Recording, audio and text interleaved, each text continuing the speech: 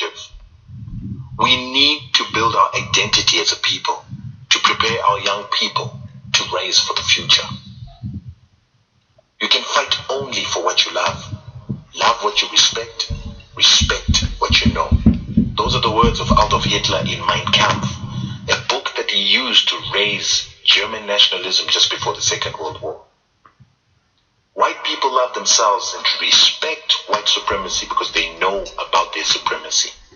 It's in their history, their present, their make-believe, and their vision for the future. All is portrayed by the total spectrum of domination of information that they've created to mold their reality. They project their aspirations, correct their real-life mistakes in movies, ads, documentaries, radio programs, education, books, poetry, laws, systems and institutions, in which, in turn, they then manifest their realities.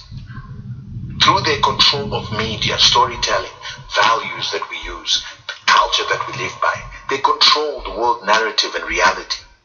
Sadly, every time that we use their narrative, they stamp their culture and values top of our minds, in turn programming our cognitive mapping. Each time our cognitive map is molded, the opportunity cost is our perception of ourselves is diminished. The challenge for us in this manipulation is that it was designed to make us less competitive for their domination. Because the world is a competition for resources and we keep playing according to their rules. Perception therefore becomes a psychological tool or weapon that is used in the race of life. We say in brand management, perception is reality. It's an indictment on us as Africans that a fictitious world of Wakanda had to be created by Hollywood to give us some form of inspiration as Africans. Because you will note that within that very same fictitious Wakanda, there was a real America. And the CIA savior comes from a real American institution. This is all part of the system of brand creation and the attenuation of the African identity. The reason that happened is because we, as the older generations of Africans, have not understood the importance of building and packaging an image of Africa's greatness for our children to inspire them. So we continue to leave our children in the hands of white institutions, which were mandated to actually attenuate black minds. So before Africans can even dream about a renaissance, we need to start understanding the power of the mind and imagination.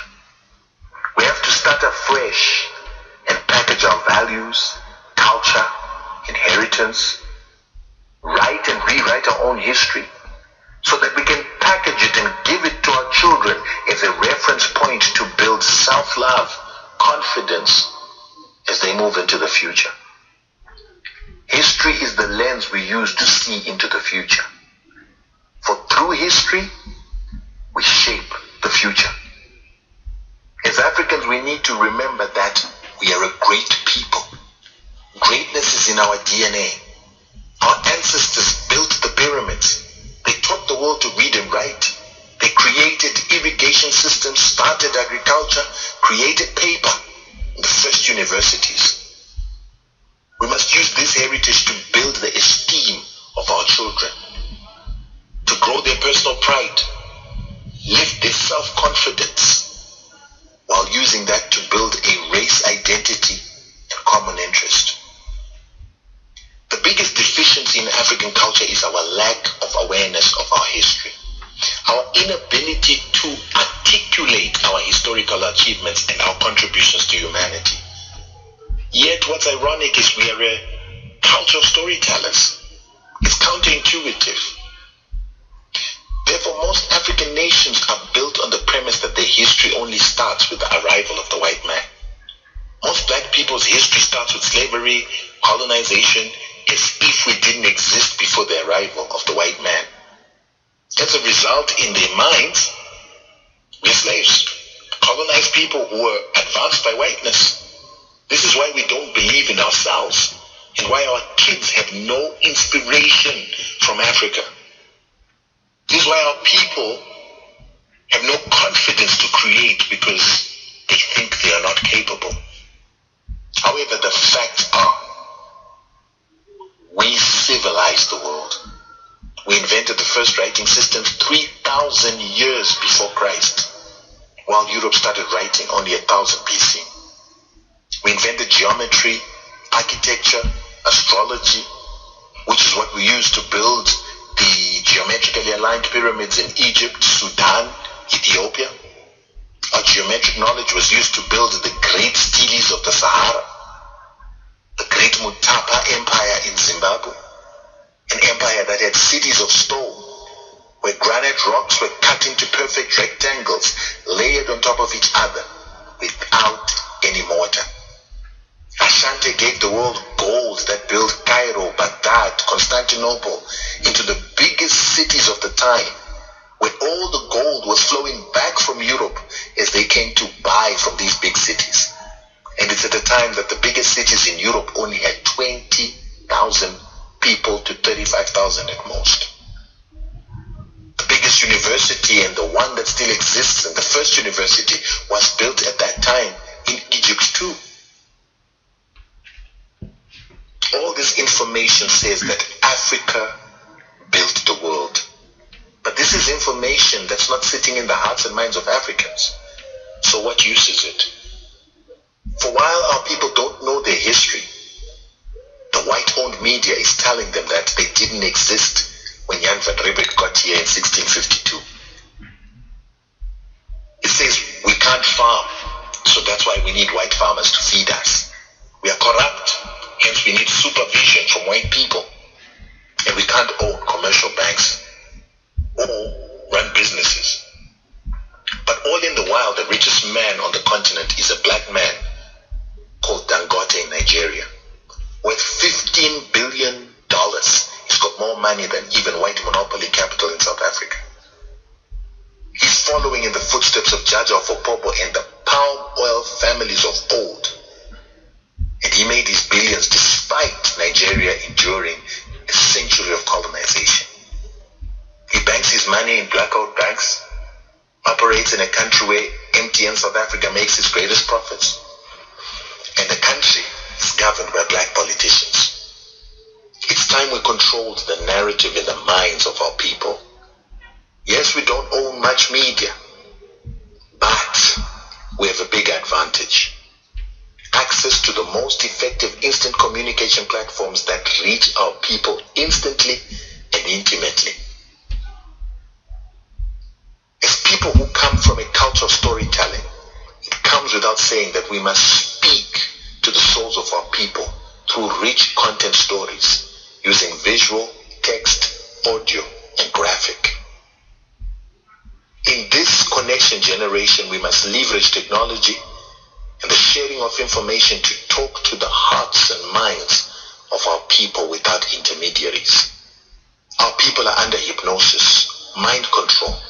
It's our responsibility to reverse this possession and mental occupation through smart counsel, interesting communication. Besides telling history, we must educate our people through knowledge about how the world works and how it's a competition between races. We need to simplify complex concepts and package them simply for our people to understand. Things like how slavery and colonization were the worst forms of corruption and crimes against humanity must be a given. The fact that our people lived a prosperous life on this land with sustainable farming practices, sustainable building practices, consuming without depleting for thousands of years before the white man came. Which is why the white man had to come from a filthy, disease-ridden Europe to come to a continent with clean water. Animals are not depleted. Trees are abundant. Clean air and health. And only on the arrival of the white man do we start to see the depletion and the filthing of our environment. We need to teach our people how the Constitution has legalized European pillage by using European law